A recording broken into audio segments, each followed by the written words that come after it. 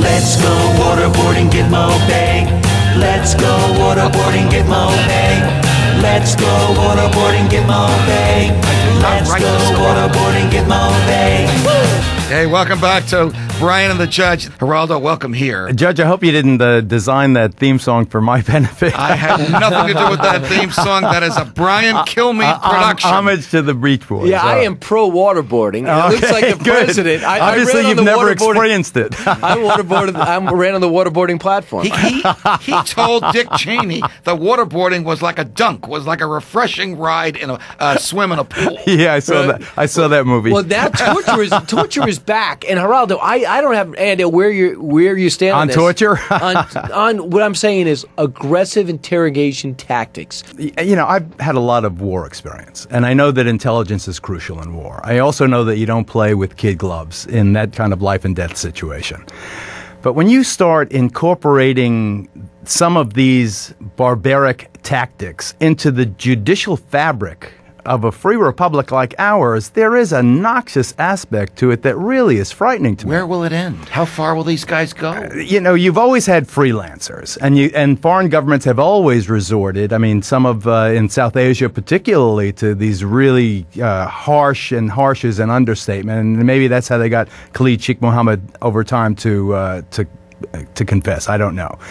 But everything I've read indicates that torture doesn't work. Over time, it doesn't work. I think Gitmo was a horrible idea. It was an end run around the Constitution. Where would it have been better? They got busted for it. Where would it have been better? How about Fort Leavenworth? How about right here in Fort Dix? How about any metropolitan holding facility in any major U.S. city? You're the lawyer and you're the judge, so you can definitely talk over my head legally. But my assumption from the non-legal mind is that they wanted to make sure they weren't able to do the gymnastics with our legal system like Moussaoui, if he had a brain in his head, would have been able to drag that out and maybe walk free. You make my case, Brian. If your intention is to avoid the Constitution of the country you are sworn to defend, what's the point of this exercise? Because they are not American citizens and they do not fit into those are American citizens who are the guards at Guantanamo. And they are us. The American flag flies over Guantanamo. It is us. And the fact that it's 90 miles away from Key West. But who are they watching? They're watching terrorists. Then watch them in prisons. Have the pride of ownership. They are our prisoners of war. You keep them in prison. You don't try to, circumvent it by somebody had the great idea. But hey, I got a great idea.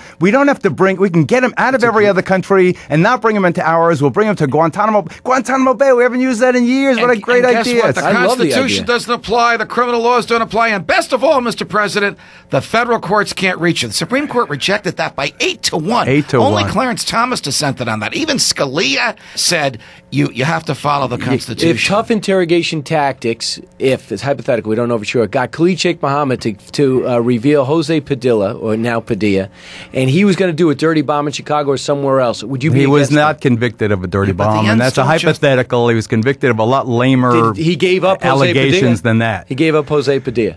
He would have given, who knows what he would have given up if just imprisoned. Or you want hummus for dinner, or you want raw fish. There are other ways to convince someone over time that it is in their best interest to cooperate. The cops in this country have been doing it for years. While you're in the mood for stirring the pot, Mr. Rivera, yes, sir. What are your views on the controversy involving one Rush Limbaugh? I said on Hannity, and I maintain today, listen, I have nothing against Rush Limbaugh. If you like listening to ideological radio, listen to Limbaugh on one side or MoveOn.org on the other side. They're not my cup of tea either side. But it's clear to me that there's enough ambiguity in what Rush Limbaugh said that he should have apologized rather than going on program after program. He should have just said this. I didn't mean that. Everybody knows I didn't mean that our soldiers are phony if they oppose the war. Everyone knows I support our GIs. I have for years. Everybody knows I'm a patriot. But I'm sorry if there's any ambiguity. I've been man enough to apologize. That line in the sand controversy with me in Iraq was the biggest BS ever.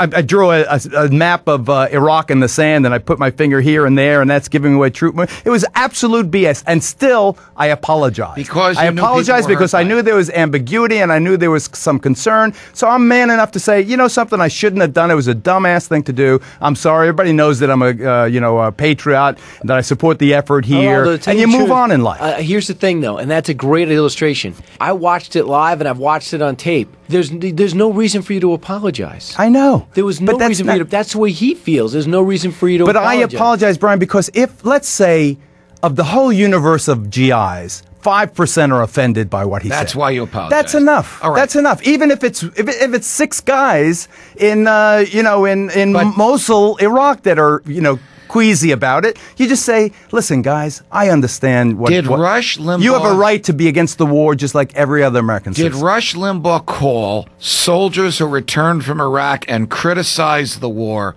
phonies? I think there is enough ambiguity to make the case that it is an issue that deserves an apology, and be man enough to apologize, put it behind you, and go on being the patriot you have been. You might be apologizing all day for no reason, because there's always somebody. It's not that's no reason, offended. Brian. You could love Rush Limbaugh, but you can't say it's no reason. But tomorrow you could offend somebody else. And you could know. I apologize to Michelle Malkin. I can't, I won't say what I think about Michelle Malkin, but I apologize to her. I threw myself on Bill O'Reilly's sword and said, I'm sorry, I never should have said what you have to be man enough. If you're man enough to make a charge, you've got to be man enough when there's some ambiguity. If you've hurt some feelings that shouldn't have been hurt, to apologize. We'll be right back with you on Brian and the Judge.